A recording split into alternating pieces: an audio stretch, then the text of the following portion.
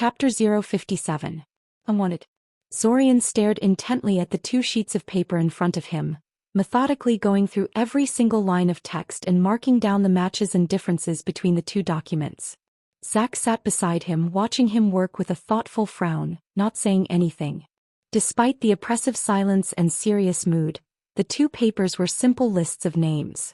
Classmates, teachers, public officials. Each of them had listed anyone they considered even remotely important on their own sheet of paper, with no input from the other whatsoever. It was Zorian's hope that by comparing the 2 lists with each other, they could see if there were any other obvious holes in Zach's memory. Or Zorian's memory, for that matter. It was unlikely, but Zorian didn't entirely discount the idea that his own mind had been tampered with too. "Is this really necessary?" Zach asked him. "Maybe I just forgot the guy?" Zorian looked up from the 2 papers to give Zach an incredulous look. "Hey, I'm just saying," Zach protested. "I mean, it has been a pretty long time since I've been stuck in this time loop, and he was expelled before the time loop even began. I'd have to specifically seek him out, and what reason did I have to do that? We apparently didn't even like each other, if I understood you correctly." "Please," Zorian scoffed. There was no doubt in Zorian's mind that Zach's curious inability to remember anything about Veyr Sporanova was artificial in nature. "I can understand you putting the jerk completely out of your mind. Hell, I pretty much did that myself. But to completely forget that he existed at all and everything about him? Yet that was precisely what happened if Zach was to be believed. Zorian could only conclude someone had scrubbed Zach's mind clean of everything related to the Boranova heir. He wasn't sure why Zach was so unwilling to accept that conclusion, though he did have his suspicions. Zorian returned to his task of matching names for a while, eventually stumbling onto a name on Zach's list that he was unfamiliar with. That was not very surprising, though Zach's list was way longer than Zorian's, as the other boy was far more social than he was. "Who is this Ilanim Cam guy?" he asked Zach. "He was a student in one of the other groups during our first 2 years in the academy," Zach said. "We used to hang out together sometimes. You weren't very friendly back then, so that's probably why you don't remember him. I don't think you ever mingled with the other groups, did you?" "No," Zorian admitted. "I was always very busy back then. I barely interacted with my own classmates, never mind people I had no reason to talk to. Still, I did take a brief look at the other groups back when I was investigating our classmates for potential Red Robe candidates. I don't remember ever seeing any Ilanim Cam." "Well, I did say he was a student," Zach pointed out. "He failed the certification exam and dropped out of the academy. Well, that would explain it. He had completely ignored people who failed to advance into the 3rd year, thinking them irrelevant. That's how he'd missed Veyrs too, actually. We're going to have to make a list of people like that and see if it holds any more surprises for us," Zorian noted. Scanning the names below Ilanim, he noticed quite a few names from other student groups. "That said, I can't help but notice that you know quite a few students outside our class." "I know what you're getting at," Zach interrupted him. "You're going to point out how I can list half of our year mates on demand but can't remember a guy that went to our class. And?" Zorian prodded. "Your response to that? You're right. There is definitely something abnormal about me forgetting this Veyrs guy like that. You happy now?" Zach said resignedly. "Yes," Zorian nodded. "Now tell me who this Anixa Pravosky girl is." For the next hour and a half, they slowly went through the 2 lists of names, searching for any peculiarities. The good news was that Zach didn't have any other glaring holes in his memories as far as Zorian could tell. Only Veyrs seemed to be a total blank. "So, do you think Veyrs is Red Robe?" Zach asked cautiously. "That's the question, isn't it?" Zorian said, taking off his glasses and inspecting them for dirt. It was mostly a way to waste some time while he thought about what he wanted to say. "Yes, it is," said Zach slowly as if talking to an idiot. "So why don't you try answering it?" So impatient. "It's possible," Zorian said. "But I don't know. I'm kind of bothered by some things about this." "Like what?" Zach asked curiously. "Like the fact Veyrs apparently wiped only himself out of your memory," Zorian said. "That is so amateurish. I would expect more from Red Robe. I mean, if it was me doing something like this, I would have blanked out your recollection of another 4 or 5 random students to muddy the trail a bit." Zach gave him an unamused look. "You know, Zorian, sometimes I can't help but wonder if you're actually Red Robe," he said. "You saw both of us in the same room though," Zorian pointed out, completely unconcerned by Zack's words. I already know Red Robe can make simulacrums, so that proves nothing, Zack said, folding his hands over his chest. Zorian made a mental note to ask Zack to teach him how to cast the simulacrum spell, since it was unlikely that Zack had never learned the spell in all the decades he had spent in the time loop, and Zorian really wanted the spell. They had more pressing issues at the moment, however, so he reluctantly set the idea aside for the moment. The second thing that bothers me is that it's hard to swallow that someone like Veyers could be the relatively discreet and patient Red Robe, Zorian said, dragging the conversation back to the topic of Veyers. I mean, he lost his temper at a disciplinary hearing, for God's sake. He is even more impulsive than you are. Hey, Zack protested. Then again, neither of us are very similar to the person we used to be before the time loop, are we? Admitted Zorian. There are plenty of similarities, Zack said, shaking his head in disagreement. But I do think that him having a short fuse before the time loop proves little. You were also rather unpleasant to interact with before the time loop, and look at you now. This was probably payback for Zorian's earlier comment about Zack's impulsiveness. He supposed he did kind of deserve that. I had reasons for behaving like I did, Zorian noted. Who says Veyers didn't? Zack asked. I'm sure he felt his behavior was totally justified too. That was true, Zorian conceded. In fact, it could be that the nature of the time loop removed most of Veyers' problems and allowed him to calm down. Much like it did for Zorian himself. I suppose you're right, said Zorian after a pause. He shook his head to clear his thoughts a little. I think that, in the end, it doesn't really matter whether Veyers is Red Robe or not. The fact you have no memory of him means he's someone Red Robe didn't want you to interact with, which makes him automatically important. We have to check him out. Oh, no argument about that, Zack nodded. Though this makes me wonder. If Veyers really is Red Robe, what will we find when we track him down? Depending on what method Red Robe used to leave the time loop, we would expect his counterpart in this world to be either a soulless corpse like the Arania or an unaware person no different from the rest of the people around us, Zorian said. Why a soulless corpse? Zack asked, baffled. Well, I've been thinking of the ways Red Robe could have tricked the Guardian into letting him out of the time loop reality, and I realized he might have just asked for his soul to be shoved into his real-world body, explained Zorian.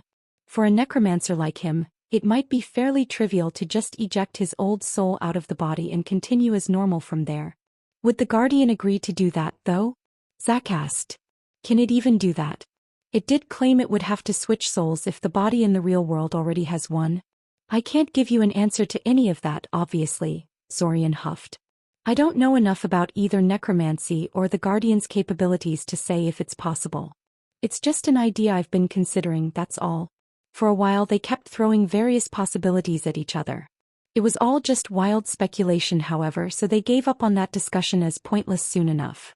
They would have to wait until they found Veyers before they could properly consider the issue.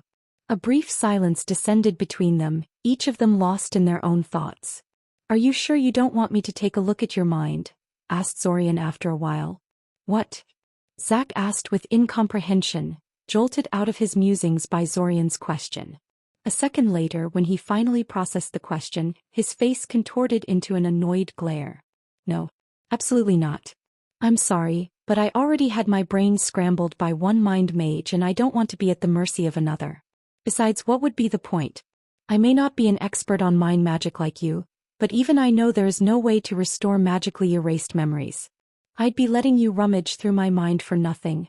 Well, it's true that a properly blanked out memory is irrecoverable, Zorian admitted easily. But why assume Red Robe executed the mind wipe flawlessly? I saw his mind magic in action at one point when he tried to use it against me and he wasn't all that good with it. There is a good chance he missed something. You have a very skewed image of what constitutes as good when it comes to mind magic, Zack told him. It's not Red Robe that's bad, it's you who is terrifyingly good at it. And the answer is still no. What if I tell you that you could still be under the magic's influence? Zorian asked. Zack gave him a surprised look. What the hell do you mean by that? Zack asked him with a raised voice. It's hard to believe you never encountered anyone mentioning Veyers in one of the previous restarts, Zorian pointed out with a sigh. He's not often mentioned, but people do talk about him on occasion. At some point over the decades, you really should have noticed there was a guy everyone in our class knew of, yet you have no memories of. Well, I was only rarely in class after some point, Zach tried. Zach, you've been strangely evasive about Veyers this entire time, Zorian told him bluntly. Hell, not long ago you again floated the idea you may have just forgotten the guy. As if it hadn't been abundantly obvious by then that the guy had been purposely deleted out of your memories. I would have expected you to be excited about discovering something so important, but instead you seemed really keen to dismiss the whole thing. Zorian, you're overcomplicating things again, Zach complained. Please speak plainly. Fine. You're probably under some kind of compulsion not to focus on the topic of Veyers, Zorian said. And possibly forget about it after a while if it was ever forcibly pointed out to you. We'll have to see if you still remember this conversation tomorrow. Don't even joke about that last part, Zorian, Zach warned him. It's what I'd have done in Red Robe's place, Zorian said, shrugging. But I have a feeling you don't have to worry about that. If Red Robe didn't bother masking his memory wipe better, it's likely that he didn't bother with something so relatively sophisticated. The compulsion to dismiss the topic itself might have been enough anyway. I mean, if it hadn't been for me being so pushy and insistent about the hole in your memory when it comes to Veyers, you'd have likely dismissed it and eventually put it out of your mind. Zach hissed something under his breath that Zorian didn't quite catch but which he was pretty sure were insults and swear words directed at Red Robe. Something about his canine ancestry and fondness for male genitals. Regardless, Zach spent the next several minutes pacing around the area and muttering to himself. He looked dangerously unstable if Zorian was to be perfectly honest. And it wasn't the first time Zach had done something like that either. It occurred to Zorian that all those decades Zach spent in the time loop, with only limited ability to interact with other people, must have been harder on his fellow time traveler than he had supposed. How much worse, then, would he have ended up if the time loop worked as intended and he stayed inside for hundreds of years or however long it was supposed to last? Maybe the ghost serpent was onto something. Finally, Zach stopped his pacing, ran his hand through his hair in a frustrated manner and turned to Zorian. I can't believe I'm doing this, he said. I really can't, but I don't seem to have a choice. Zorian? Yes. Zorian asked curiously. Was Zach finally going to let him take a look at his mind? Probably. He couldn't imagine what else. I want you to bring me to Svim again, Zach said, a sour expression on his face. I'm going to need those mind magic lessons after all. Oh, Zorian said, blinking in surprise. He didn't expect that. Yeah. Sure. He wasn't sure whether to be amused or annoyed by this outcome. It wasn't what he had been trying to do by broaching the topic, but at least it was bound to bring plenty of amusement to him in the days to come. The next 3 days proved to be rather frustrating. On the bright side, Zach did not forget about Veyers after a while, so any compulsion he might be laboring under did not extend that far. Unfortunately, that's where the good news ended. Their search for Veyers had gone nowhere. They knew the boy's name, what he looked like and where his home was, but they still couldn't find him. In the end, Zach and Zorian blanketed the entire city with divinations, and they still couldn't track him down. Either Veyers was under some heavy anti-divination wards, or he was not anywhere near the city of Cyoria. To make matters worse, nobody seemed to know anything about the guy, not even the various authorities. Zorian knew from questioning Academy officials, and reading their minds when they refused to give him an answer, that Veyers had never interacted with the Academy again after his expulsion, even though he was supposed to come and sign some documents to finalize things. The Academy sent a message to Veyers' house to complain about that, but received no response whatsoever. The police, for their part, received no report that the boy was dead or missing, despite the fact Veyers hadn't been seen in weeks. They even tried contacting Noble House Boronova directly to see if they could arrange for a meeting. Sadly, their representatives told them to get lost. Not in those words, admittedly, they were actually rather polite, but they had still made it clear they didn't want to talk to them. All in all, investigating Veyers was proving to be a lot harder than Zorian initially thought it would be. At this point in time, however, Zorian didn't find that either surprising or particularly disappointing. When was anything about this time loop simple? Though it was a long shot, Zorian decided to ask their classmates about Veyers to see if they knew something. At the very least, Benesek was bound to have heard some rumors about the disgraced Boronova heir, even if there was no telling how accurate any of them were. You're on time for once, I see, Akoja told him as he approached the classroom. She marked his arrival on the attendance sheet she was holding in her hands. A positive sign. What's the occasion? Zorian thought about pointing out he was actually incredibly early, but decided not to. Let her have it her way this once. I actually wanted to talk to you, he said. Me? She asked incredulously, giving him a wide-eyed look. Sure. What did you want to talk about? Veyers Boranova, Zorian said. Him? She asked in distaste. He felt a twinge of disappointment coming off her. You really know how to pick a topic, Zorian. Sorry, he said, genuinely a little remorseful. He probably gave her a bit of false hope he would ask her out or something, if the feelings he got from her were of any indication. Not what he had intended. I just thought you might know something about him since you're the class representative and all. To be honest, I did my best to put him out of my mind, she said. I can't tell you how glad I was when I heard he got expelled. Well, about that, do you know what exactly he did on that hearing to get expelled? Zorian asked. No. Nobody does, Akoja said, shaking her head. I heard people saying he attacked one of the judges, but that's probably rubbish. That's a little too much even for Veyers. As much as Zorian didn't like the guy, he had to admit there was truth to that. Veyers usually had some restraint around teachers and other people that had power over him, so he probably wouldn't have done something stupid like attacking a judge deciding his own fate. But he wouldn't put it past him either. So you've never seen him lately? Zorian asked. Never heard about anything about what he did afterwards? No and no, she answered, giving him a suspicious look. Why the sudden interest in Veyers? Zack wants to talk to him about something but can't find him, Zorian said. I agreed to help, so I'm asking people if they know something. He sensed a twinge of annoyance from her when Zack's name came up. Him being suddenly friendly with Zack didn't sit well with her, he could tell, but to her credit she didn't say anything about it. One of these days he really had to ask her why she disliked the boy so much. Maybe his house placed him under private arrest when he got expelled? Akoja offered. It was quite a scandal for them, so they probably don't want him walking around in public for a while. At least until things died down a little. Knowing Veyers, he probably couldn't handle people talking behind his back and mocking him. He'd lose his temper and make things worse than they already were. Maybe, Zorian agreed. It was also possible that Veyers was currently a soulless corpse and his house didn't want that to get out for whatever reason. He and Zack were definitely breaking into the Boranova estate at some point if they failed to find any other clues to Veyers' location.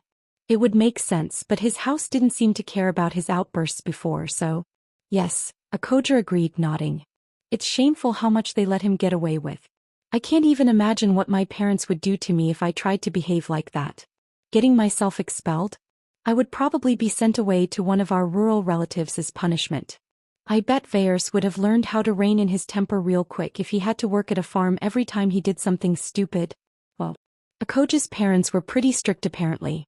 No wonder she turned out the way she did. How do you think your parents would react if you got expelled? Akoja asked curiously. I honestly don't know, Zorian admitted. Truthfully, I think I'd be too afraid to find out. They already don't like me much, and academic success is the only thing I really have going for me in their eyes. If that happened, I'd just gather all my savings and portable belongings and leave the country or something. I wouldn't even bother coming back home. Akoja stared at him in surprise for a moment, at loss how to respond. Ah, she finally said a little uncomfortably. I see. Don't worry about it, said Zorian. It's all highly theoretical since there is no way I'm getting expelled like Veyers. One last question. This may sound strange, but do you know what Veyers was capable of? Akoja still stared at him thoughtfully for a moment, probably still focused on his previous admission. He was tempted to take a quick peek at her thoughts to see what she was considering, but managed to restrain himself. If he started looking at people's surface thoughts for no reason, where would it all end?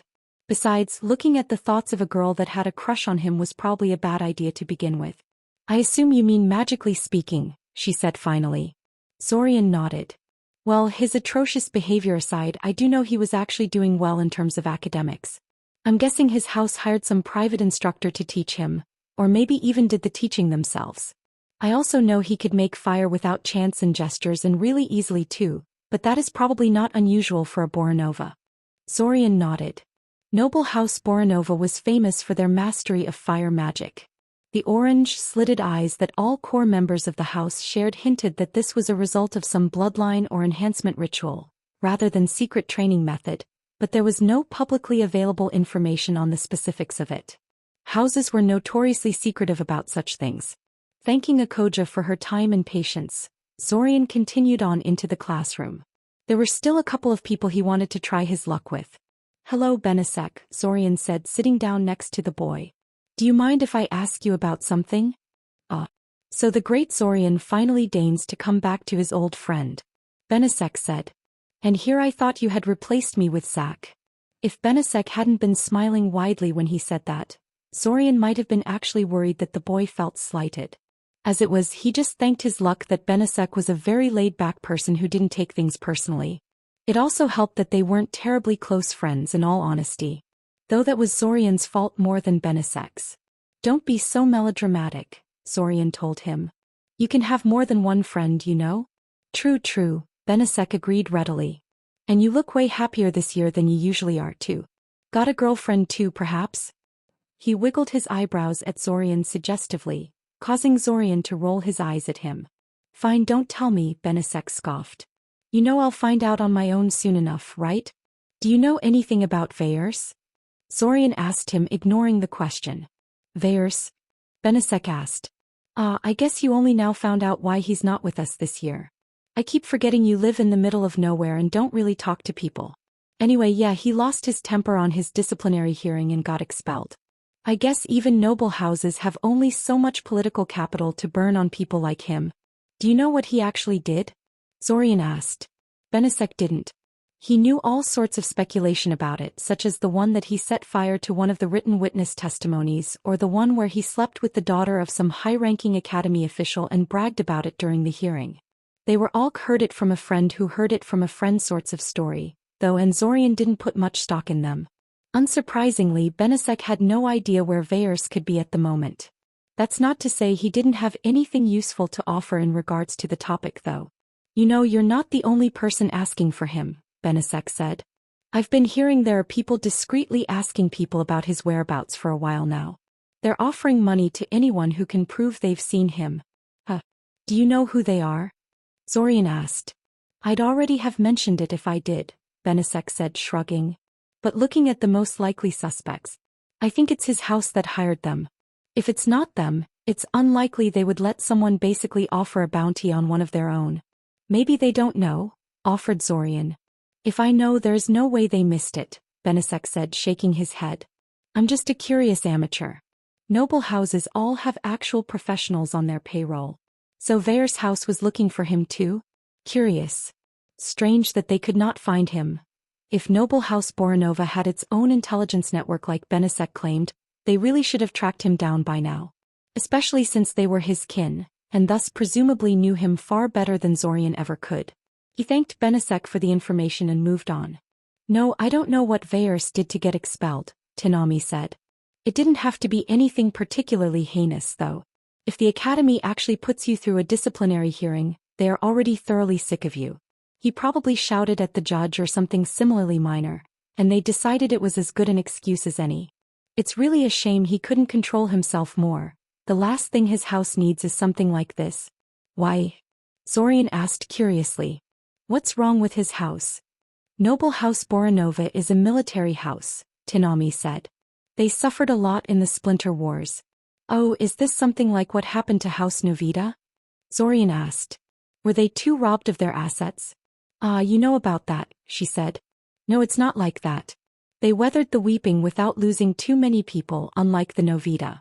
But they still suffered crippling losses in the dissolution of the old alliance, and they're a long way from recovering. Having the designated heir of the house behave like that, that's not going to help the other houses take them seriously again." So House Boronova was weakened, but not so much that people could loot them the way they did the Novitas.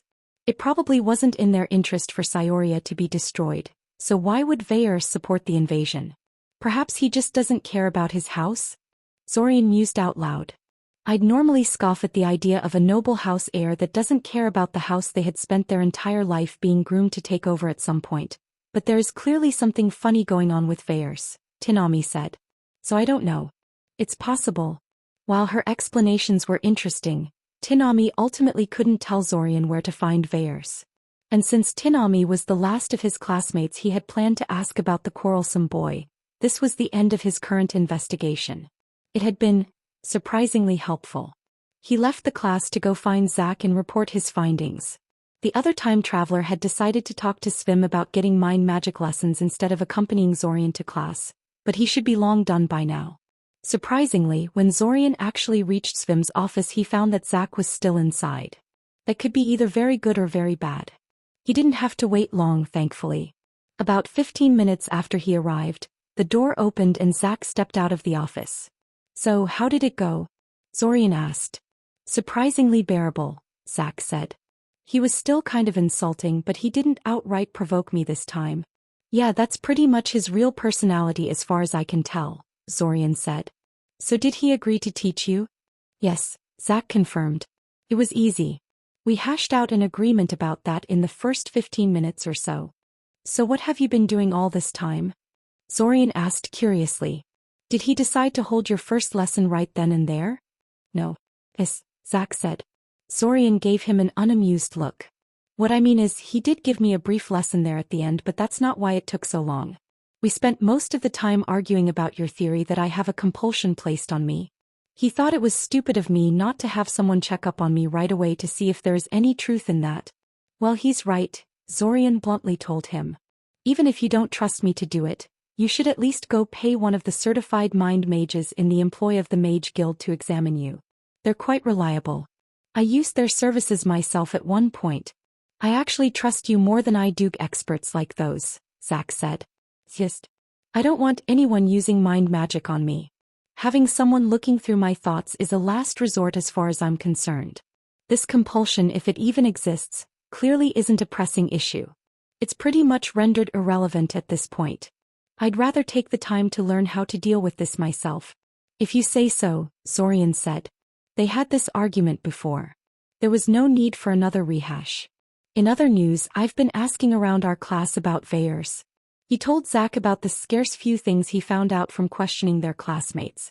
The most important fact, of course, was that noble House Boronova appeared to be searching for Veyers as well.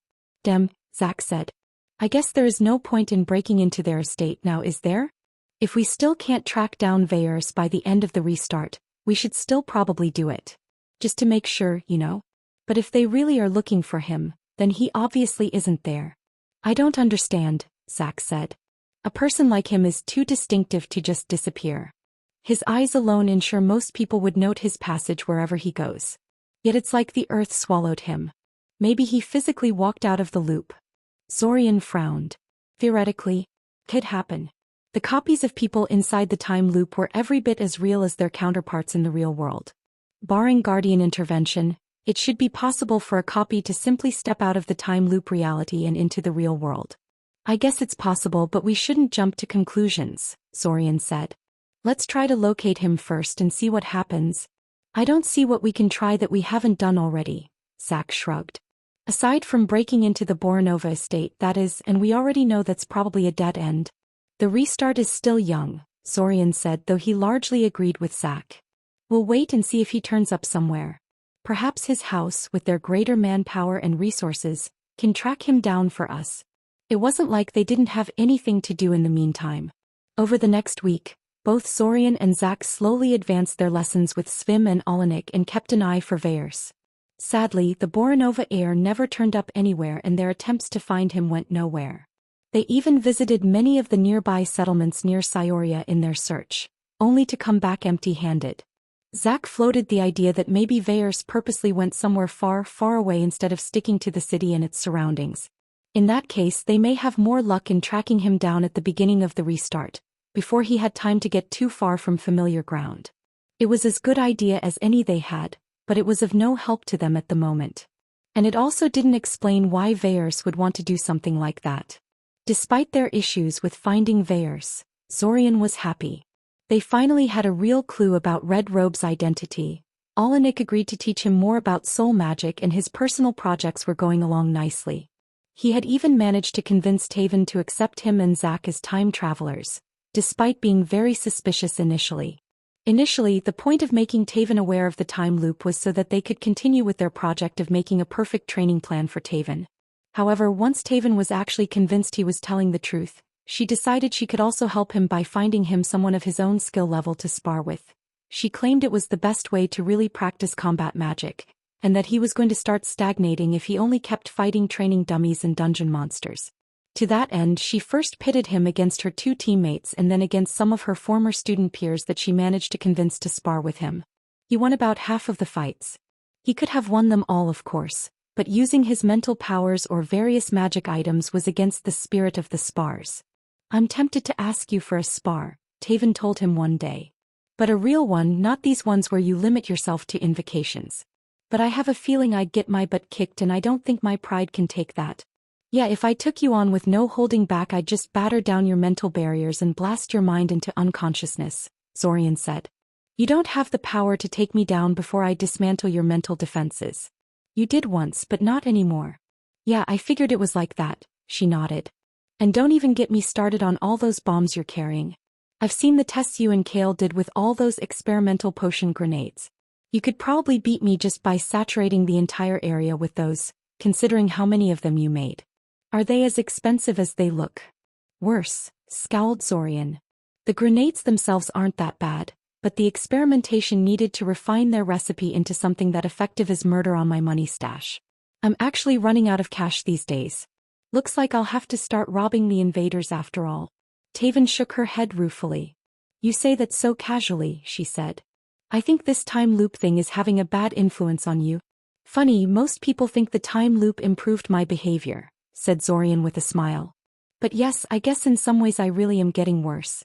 After a brief discussion about the morality of the time loop and permissible behavior for people aware of the restarts, the 2 of them said their goodbyes to each other and went to their respective homes. The next morning, Zorian and Zack entered Svim's office, thinking they would be having yet another routine lesson from the man. But they were wrong, because once they arrived they found the office already occupied by someone. It was Alanik. He and Svim were casually chatting with each other when Zack and Zorian arrived, sipping tea and generally behaving like long-lost friends that were finally reunited. "Ah, Mr. Kaczynski and Mr. Novita," Svim said. "Just the people we were looking for. Go ahead and sit down. Mr. Zosk and I were just exchanging some very interesting stories." Chapter 058. Questions and Answers. Svim's office was fairly typical as far as teacher offices went. A small room dominated by a large table and several bookcases, with much of the free space taken up by mysterious stacks of paper that every teacher piled up in their offices for some reason. It was relatively cramped even in normal circumstances. With 4 people inside, it crossed solidly into uncomfortable territory. There weren't even enough chairs for everyone. Though that was admittedly something easily solved with basic conjuration spells. Of course, much of Zorian's current discomfort stemmed from the nature of the meeting he and Zack had stumbled upon, rather than the lack of elbow room. Interaction between Svim and Alanik could make the rest of this restart very uncomfortable, or even force a premature end to it. Still, the suddenness of this development as well as the cramped nature of their current environment greatly amplified the threatening undertones of the meeting, and Zorian couldn't help but wonder how much of it was deliberate. Did Svim and Alanik purposely arrange for this meeting to happen here and now in order to exert additional psychological pressure on them? Bit of a risky move if they did. Some people reacted really badly to being cornered. Zorian would not have pulled such a stunt were he in their place. But no matter. Could be that he was reading too much into it and they just didn't consider things that way. Besides, it wasn't like they were really cornered. Zorian could start a new iteration at any time after all. After exchanging an uncertain look between themselves, Zack and Zorian greeted their 2 teachers back, moved into the room and made themselves as comfortable as possible under the circumstances. As they settled into the room, Zorian found himself wondering what kind of information the 2 men had exchanged. Alanik had probably told Svim everything he knew about them, but that honestly wasn't much and mostly just proved that Zack and Zorian were keeping some things secret from Svim.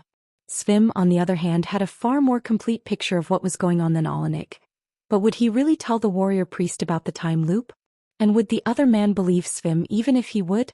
Considering the way the 2 teachers were watching him, he reckoned he would find out the answers to those questions in very short order. "Surprised to see me here?" Alanik asked them challengingly. "Yes," Zorian freely admitted. "It's very interesting to see you here. I didn't think you and Svim knew each other." "We don't," Alanik shrugged. "I grew concerned about some things about you 2 and knew you would never tell me the truth." So I tracked him down to see if he knew something that could help me. And you just happened to visit him at the time we have a session scheduled with him? Zorian asked, raising his eyebrow at the man. That's some curiously lucky timing.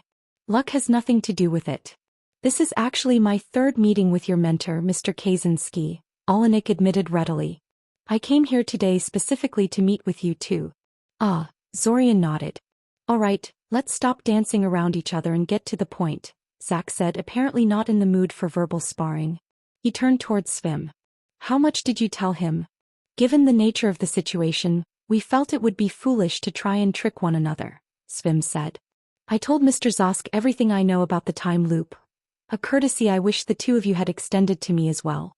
It is quite obvious at this point that you know far more about it than you've chosen to tell me.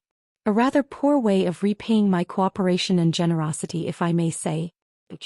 Zorian supposed he could add delivering guilt trips to the list of Svim's many talents. People react very badly if you try to tell them everything, Zach said, completely unapologetic. Unlike Zorian, his experience with Svim and Olenek was both recent and relatively short. He didn't care much for Svim's appeal to emotions. I know because I tried it.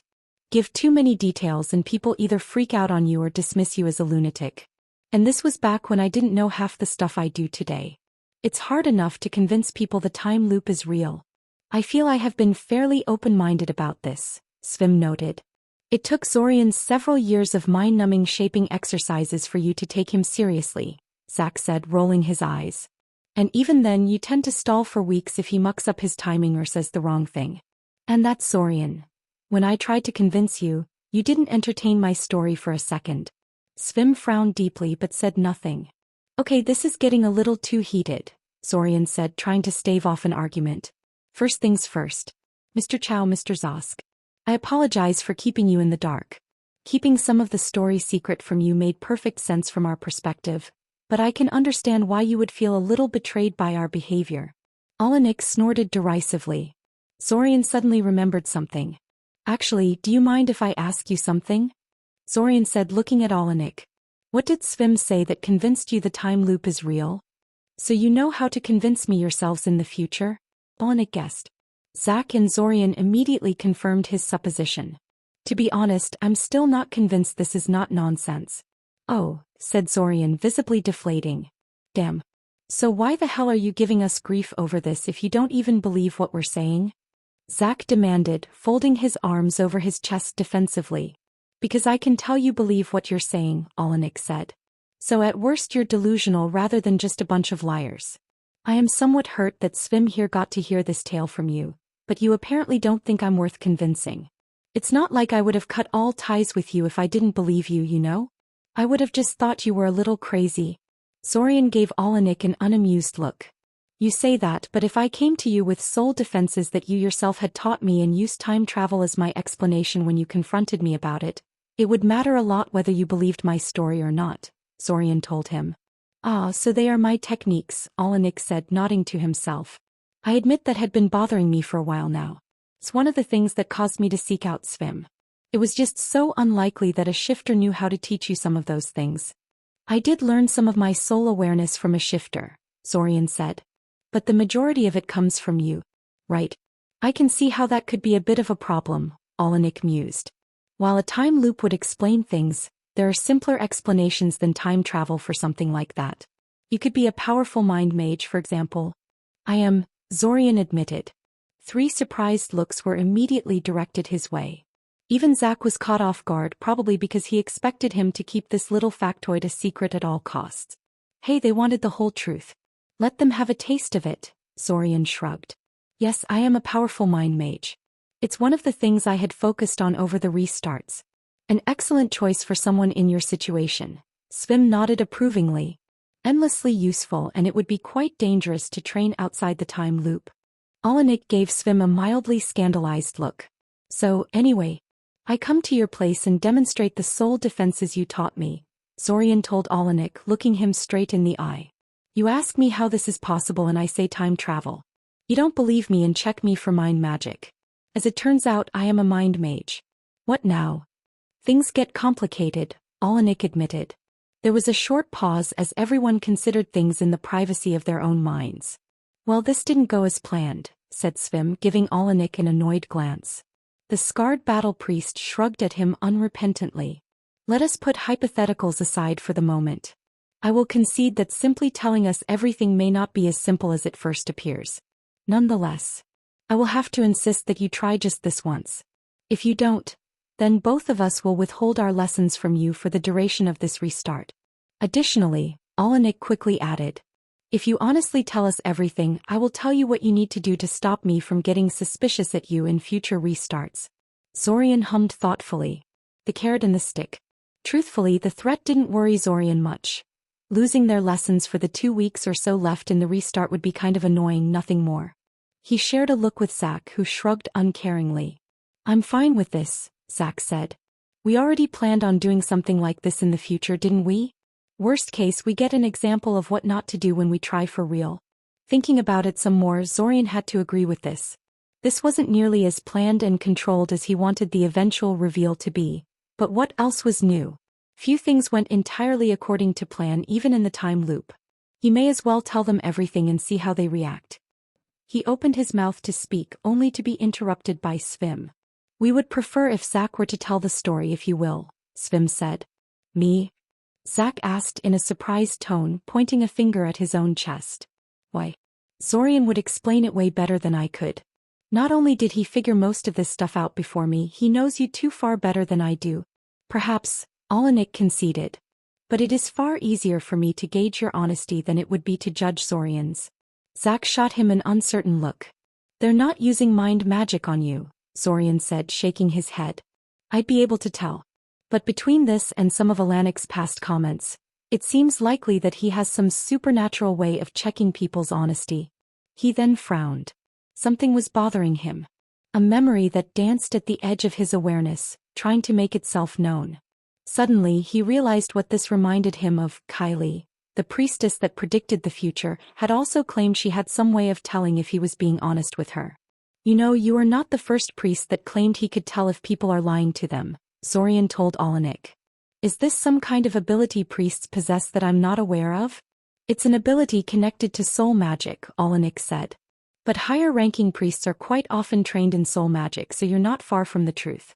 The outer portion of the soul, the aura, reacts to its host's thoughts and emotions to some extent, and those with soul sight can learn how to read and interpret its movements. Since most people have no awareness of their own soul, and thus no control over it, a soul mage can often get far stronger and reliable tells about people than you would get by relying on body language and intonation alone. But I can sense my own soul, so it's not a reliable indicator where I'm concerned, Zorian surmised. Olenek nodded. But I can't actually detect and manipulate my aura to such an extent, Zorian noted. All you've taught me is how to harden it to resist spiritual attacks. And I only have your word for it, Olenek shrugged. All right, I'll do the explanation, Zack said, interrupting their exchange. He waved his hands in front of him, conjuring an illusion of the planet above Svim's table. This is the world, Zack said, pointing at the gently spinning green and blue sphere. He then shifted his hand to point at green blob that looked vaguely like Altazia. And this place here is roughly where Cyoria is. Beneath the city there is a time magic research facility studying a powerful ancient artifact, likely of divine origin. The researchers think it's an advanced time dilation chamber, and in a way they are right. When activated, it takes a detailed record of everything in existence, and copies it. Zack waved his hands again, and the ghostly planet forked into 2 identical spheres, one floating to the left of the original and the other to the right. The difference was that the left copy was no longer spinning, standing still as if frozen in time, while the right one was rotating madly like a spinning top. The copy of the world exists in its own pocket dimension that is under tremendous time dilation. From the point of the copy people living in this copy world, the original world is frozen between moments. 100 years passes in a fraction of a second. Not that they know this. The only tell that the world is a copy bound to its own pocket dimension is that the spiritual planes have been cut off from the material world. From the corner of his eye, Zorian saw Olenek suddenly stiffen. Time does not flow normally within the copy world, Zack continued. He adjusted the illusion again, altering the right planet slightly. It still spun, but there was a subtle, stuttering quality to it now, since every couple of rotations it reverted to its initial position before fully completing the spin. Instead of always going forward in time, the world is periodically reverted to its original state. Everything is utterly undone, the land and its people constantly recreated from that initial record of the real world that was used to make the copy world in the first place. Time repeats itself over and over, month after month after month. From the perspective of someone living in such a world, it would be like they are trapped in a time loop. Zack leaned back in his conjured chair and gave Svim and Olenek a dramatic stare. Zorian had a feeling Zack was kind of enjoying this despite his earlier complaints. As a matter of fact, there is someone like that, Zack announced. 3 of them, in fact. 3? Olenek asked, raising his eyebrow. 3, Zack nodded. There was supposed to be only one, a single person aware of the repetition, a mysterious marker stamped onto his soul to make sure he retains his memories through the restarts. Zorian thinks that is me. So, I do not remember being this chosen one. A second person found a way to retain awareness across restarts and messed with my mind, deleting many of my memories. Much later on, I decided to take on an ancient lich head-on in battle, and he tried to blend my soul with Zorian's as punishment. That got him a curious look from both Svim and Olenek. But Zack didn't try to elaborate on that, choosing to instead finish his story. We survived, but the experience granted Zorian a functional version of my marker, granting him awareness of the time loop, Zack said. Unfortunately, it also eventually motivated the second time traveler to leave the copy world. For reasons I won't go into right now, this means nobody else can leave without cheating the system somehow. And the fake world is running out of power and will collapse in little more than 4 years. And there you have it, Zack finally concluded, erasing the 2 illusionary planets with a wave of his hand and directing a bright smile at the 2 teachers. We are all copies of the real thing, living in a looping hyper-accelerated copy of the real world. A copy that will soon disappear, taking us all with it. Nothing you do really matters, and unless we can figure out a way to break the system, nothing we do will matter in the end either. Zorian, did I miss anything? Zorian suppressed the urge to roll his eyes. Just a million details, that's all. And did he really have to phrase things so provocatively? It would have already been hard to convince them, there was no need to make the job harder. But fine, he would play Zack's game. An Ebasan invasion force is going to invade Cyoria at the day of the summer festival. The cult of the world dragon intends to release a primordial in the center of the city while the defenders are distracted. The mayor of Nyazovdvary is a necromancer and intends to harvest all of the souls killed in the conflict in some mad scheme to resurrect his dead wife as a lich and legalize necromancy, Zorian enumerated blandly. That isn't strictly time loop related, so I was going to bring it up afterwards, Zack said dismissively. A long, uncomfortable silence descended upon the room. Both Svim and Olenek seemed at loss for words, simply staring at the 2 of them in indecision and occasionally sharing strange looks between each other. Zorian imagined that was how he and Zack had looked when they first stumbled into their meeting, so this was kind of poetic punishment in his eyes. So, Zack said, clapping his hands. Any questions? Break. Several hours and many questions later, Svim and Olenek decided they had had enough and stopped the meeting. They didn't get everything in the end, not even close, but at the very least they knew the major details surrounding the time loop mechanism and invasion of Cyoria. Damn, that was exhausting, Zack told him afterwards as they wandered the city. So much for your nice, relaxing restart to calm down and plan, huh? Between this and the Veyers thing, this is turning into a pretty exhausting month. I've had worse ones, Zorian said. But yes, this was not quite what I had in mind when I told you I wanted a restart or 2 to unwind a bit. Do you think it will be worth it in the end at least? Zack asked. They looked rather incredulous towards the end there. It's the invasion stuff, Zorian said. If I hadn't lived through it, I'd have trouble believing it too. It sounds almost as far-fetched as the time loop itself. I'm not worried about that, to be honest. Unlike the time loop, the stuff about Ebasans, cult of the world dragon and Sudamir is pretty easy to confirm. I just hope they won't panic and do something stupid when they confirm that part of the story. In the end, they had to meet with Svim and Olenek 2 more times in the next 4 days, giving further explanations and details to their 2 increasingly nervous teachers. Like Zorian feared, they fixated more on the invasion of the city and Sudamir's plots than on the time loop. He understood but was kind of annoyed anyway. Another thing that was annoying was that Olenek, despite his earlier promise, didn't tell them how to stop his future iterations from getting suspicious at them. His explanation that he wanted to check things first was kind of understandable at the beginning, but now Zorian was starting to feel a little cheated. He was therefore pleasantly surprised when Olenek came to him on the 5th day of their first talk to give him the promised information. "So we just have to claim we're junior members of this shady church organization of yours and that's it?" Zorian asked the man incredulously. "You would have just accepted a claim like that?" "The Mazalian order is not shady," Olenek told him with a small glare. "Sure, Olenek, sure. It's just not well known. And of course I would not just accept it.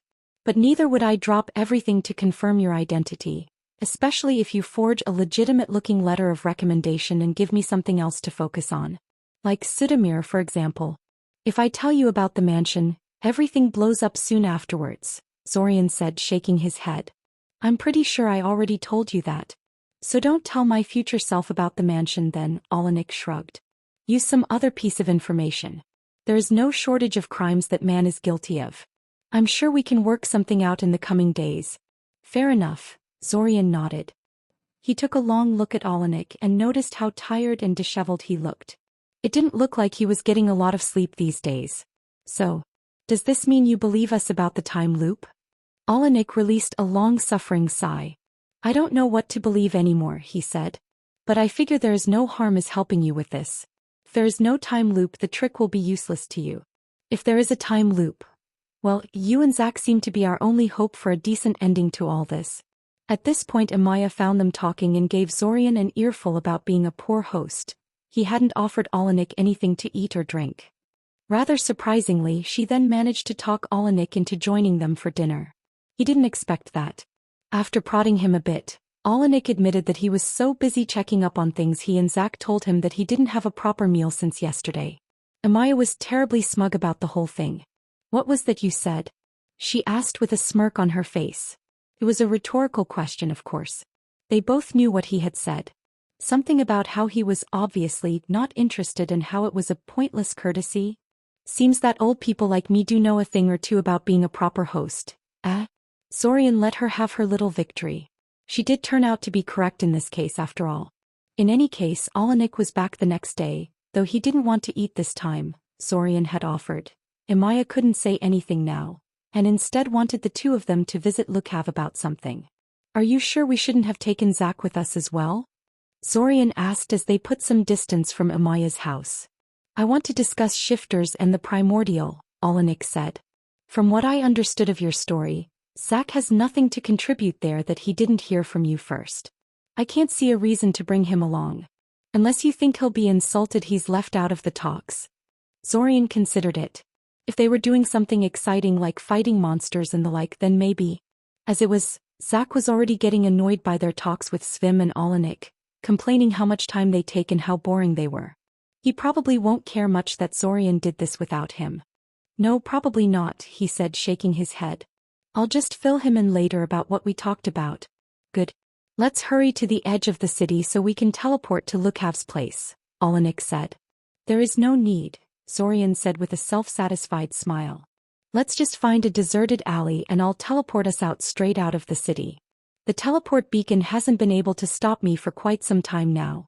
If Olenek was surprised by his claim, he did not show it. Zorian supposed it was a minor thing after the revelations in the past few days. They found a sufficiently isolated place and soon arrived not far from Lukav's house, just outside the village he lived in. He spoke with Olenek while they walked, the warrior priest telling him about some of the theories he had thought up over the past few days. Most of them centered on the release of the primordial from its prison dimension. "So you think this whole time loop was created to stop the release of this thing?" Zorian said. "I can see where you're coming from. On one hand, both the time loop and the primordial release ceremony are clearly reliant on the planetary alignment to work. It's not a coincidence that those two are happening at roughly the same time. On the other hand, the time loop did start a month earlier than it was supposed to for some reason. Each restart just happens to end at the time of the primordial's release. And on top of it all, the one time the primordial was released prematurely, the time loop immediately reset itself on its own. Seems like an open and shut case to me," Olenek pointed out. "Nothing is open and shut about this time loop business," Zorian sighed. "If you say so," Olenek said. We're almost there. Let me do the talking in the beginning.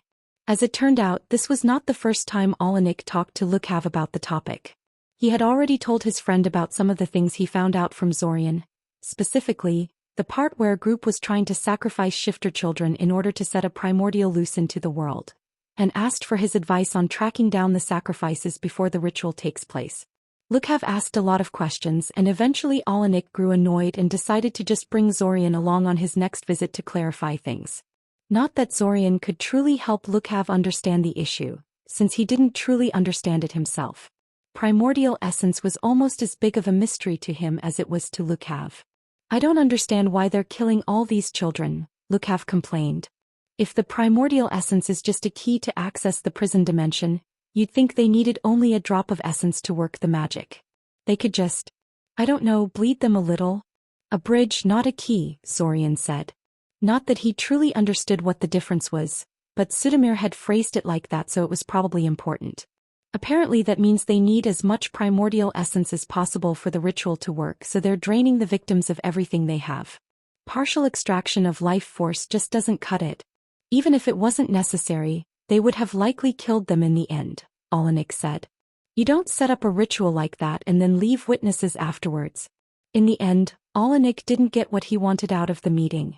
He was trying to find a way to track down the sacrifices before the ritual began, as well as a way to locate the exact position of the anchor point of the primordial prison, something more accurate than Zorian's inside the hole somewhere. Unfortunately, the only advice Lukav could give him in the end was to try and contact the local shifter tribes for help. Olenek then left his friend's house, but Zorian stayed behind. He wanted to talk to Lukav about his idea to accelerate his training with the help of transformation potions. The idea was to transform into magical beings with useful special abilities and then use the experiences gained in that form to upgrade his own abilities. He was especially interested in creatures that possessed a form of advanced magic perception, since he was unhappy with his rate of growth there. Svim claimed he was advancing along adequately there, but Zorian didn't really have time to be merely adequate. Lukav gave him both the good news and bad news. The good news was that his idea was solid. It was a known training aid, just one that was sparingly used due to extreme expense of such transformation potions. Not an issue for him and Zack. The bad news was that transformation potions like the ones he wanted couldn't be found on the open market. This was the sort of thing you needed good connections and various licenses to obtain, especially in the sort of quantity he would need. Fortunately, Lukav was perfectly capable of making potions like that and willing to help Zorian out. All Zorian had to do was bring Lukav an appropriate magical creature in good enough condition and pay a moderate fee, and the man was willing to make a transformation potion or two out of it. Any leftovers not used to make Zorian's potions would belong to Lukav. Zorian had a feeling he was being thoroughly cheated there, but at the end of the day it was just money and he should probably be glad that Lukav was willing to essentially break the law for his sake. He still had an urge to learn how to make transformation potions on his own so he wouldn't have to rely on the man. Something to think about, at least. He made a note in the list of ideas he was making in his free time and moved on. The next couple of days were surprisingly peaceful. Olenek and Svim agreed to continue teaching them, cutting down on their usual questioning of them whenever they saw them. They were still clearly keeping in contact with each other, discussing the time loop and the invaders, but for now they kept their conclusions to themselves and plotted something in the background. Zorian was a bit concerned about that, but not enough to lose sleep over it. Their minds were sufficiently open for his empathy to work on them, and they didn't feel like they had any malicious intentions towards him and Zack. Zorian wasn't doing anything substantive during this time, his motivation suffering due to his recent dealings with Svim and Olenek. He tried his hand at drawing again to pass the time, messed around with theoretical spell formula and learned some new spells from Zack. He also let Taven talk him into several rounds of physical combat. Normally he would never agree to something like that no matter how bored, but recently his golem-making skills had progressed enough that his lack of fighting skills was becoming an issue. He couldn't make golems fight any better so long as he only knew the crudest basics of normal fighting. After talking to Edwin, his fellow golem enthusiast in the class, he had found out that Edwin was, rather reluctantly, taking martial arts lessons to preempt this very problem. That was how he met Naeem actually. And no, there was no solution except to learn how to fight the hard way. Taven absolutely demolished him, of course. She was superior to him in strength, technique and practical experience. It was not nearly as bad as he feared, though. She actually toned down the violence to something manageable and gave him some solid advice about what he was doing wrong. He still kind of sucked as a teacher. Zorian was pretty sure the student wasn't supposed to end the lessons covered in bruises. He should look into hiring a proper fighting instructor someday. Maybe Naeem knew a good one. Another thing to add to his list. It was another quiet day.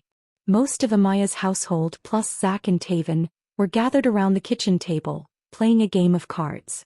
Since there were only so many players that could join a game at once, and since they were horrible players on their own, Kana and Kiriel were each attached to another person. Kiriel was attached to Zorian, of course, since he was her brother. She gave terrible advice and complained loudly when he didn't listen to her, giving clues to other players as to what his hand looked like.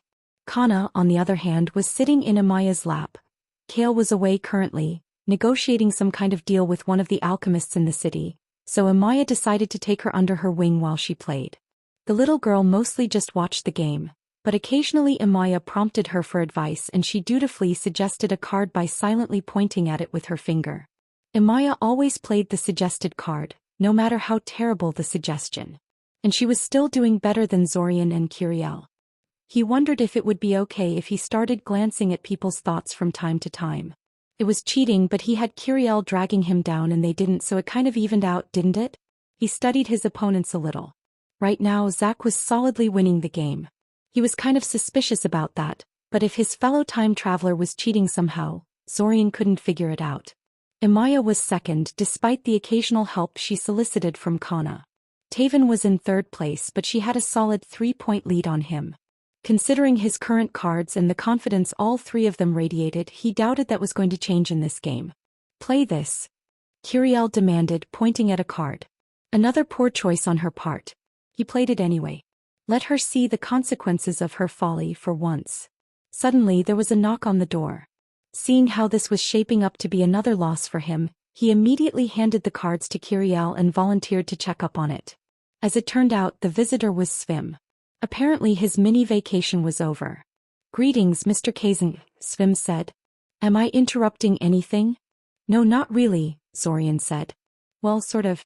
But it's nothing really important, so don't worry about it. Please come in." Surprisingly, Svim didn't want to jump straight to business like Zorian thought he would. Instead, he accepted Amaya's offer of something to drink, tea, and took the time to talk to everyone in the house except for Kana, who didn't talk.